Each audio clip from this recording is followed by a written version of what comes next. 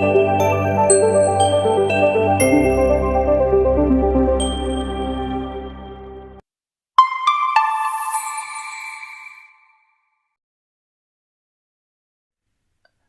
পরীক্ষা 2026-এর PPR PPS এর result প্রকাশিত হয়েছে।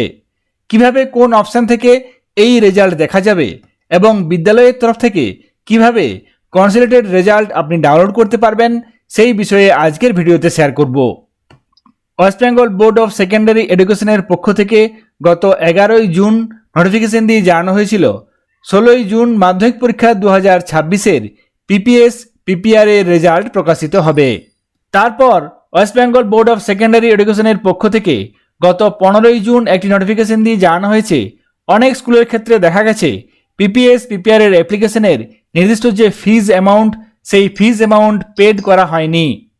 সেই কারণে এখানে এই নোটিফিকেশন দিয়ে বলা হয়েছে যে যদি মাধ্যমিক পরীক্ষার পিপিএস পিপিআর এর রেজাল্ট সংগ্রহ করতে হয় সেক্ষেত্রে নির্দিষ্ট বিদ্যালয়কে সেই পরিপ্রেক্ষিতে এখানে সেই বিদ্যালয়কে বলা হয়েছে যারা ফিজ পেমেন্ট করতে পারেননি তারা কলকাতা সল্টলেকের নিবেদিতা ভবনে গিয়ে নির্দিষ্ট পরিমাণ ফিজ পেমেন্ট করবেন, তারপর নির্দিষ্ট মার্কশিট এবং সার্টিফিকেট সংগ্রহ করতে পারবেন। যে সমস্ত বিদ্যালয় আগেই ফিজ পেমেন্ট করেছেন তাদের ক্ষেত্রে এখানে বলা হয়েছে অরিজিনাল চালান এখানে দেখাতে হবে, সেই সঙ্গে যারা অনলাইনে পেমেন্ট করেছেন তাদের ক্ষেত্রে স্ক্রিনশট দেখাতে হবে, তবেই পরিবর্তিত মার্কশিট এবং সার্টিফিকেট সংগ্রহ করতে পারবেন।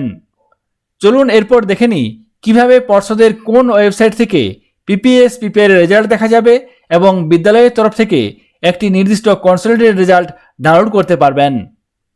এখানে আমি পর্ষদের যে ওয়েবসাইট wbbacdata.com সেই পোর্টালটি ওপেন করে নিয়েছি। এখানে একটি অপশান দেওয়া হয়েছে, দেখুন PPR PPS result portal for এমপিএসসি 2026। এখানে এই অপশানটাতে ক্লিক করব। সঙ্গে সঙ্গে এই পেজটি চলে আসবে। এই পেজে রোল নম্বর এবং ডেট অফ বার্থ দিয়ে প্রত্যেকটি ক্যান্ডিডেট যারা এই অ্যাপ্লিকেশন করেছিলে তারা নিজের রেজাল্ট দেখতে পারবে। এখানে দেখুন উপরে একটি অপশান আছে স্কুল লগ ইন, এই অপশানটাতে ক্লিক করব। সঙ্গে সঙ্গে স্কুল লগ ইন করার জন্য এখানে স্কুল ইন্ডেক্স লেখার একটি বক্স চলে আসবে। এখানে বিদ্যালয়ের ইন্ডেক্স কোড লিখতে হবে। ইন্ডেক্স কোড লেখার ক্ষেত্রে এখানে পরপর লিখবেন, কোনো হাইফেন বা কমা বা স্পেস ব্যবহার করবেন না। ইন্ডেক্স কোড লেখার পর এখানে নিচে সেন্ড ওটিপি অপশানে ক্লিক করতে হবে। সেন্ড ওটিপি অপশানে ক্লিক করব।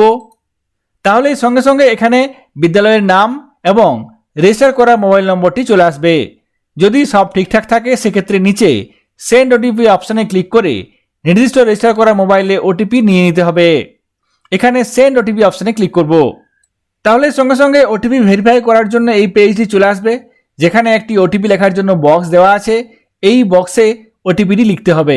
রেজিস্টার করা মোবাইলে আসা ওটিপিটি এখানে এই বক্সে লিখতে হবে।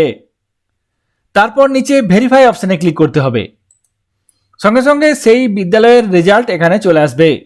সঙ্গে সঙ্গে সেই বিদ্যালয়ের পিপিএস এবং পিপিআর এর রেজাল্ট চলে আসবে।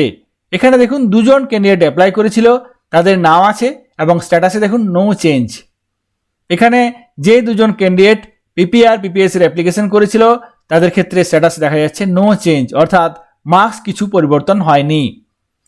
এরপর এই রিপোর্ট ডাউনলোড করার জন্য উপরে এবং নিচে একটি অপশান দেওয়া হয়েছে ডাউনলোড রিপোর্ট। এই অপশানটাতে ক্লিক করে আপনারা আপনার বিদ্যালয়ের পিপিআর পিপিএস এর রেজাল্ট ডাউনলোড করে নিতে পারবেন। এখানে এই অপশানটাতে ক্লিক করব। সঙ্গে সঙ্গে এই ধরনের একটি রিপোর্ট এখানে চলে আসবে। এই রিপোর্টটি আপনি প্রিন্ট করে বিদ্যালয়ে রাখতে পারবেন। মাধ্যমিক পরীক্ষা 2026-এর পিপিআর পিপিএস এর রেজাল্ট সংক্রান্ত ব্যাপারে একটি তথ্য আপনাদের সঙ্গে শেয়ার করলাম। সকলে ভালো থাকবেন, সুস্থ থাকবেন। ধন্যবাদ।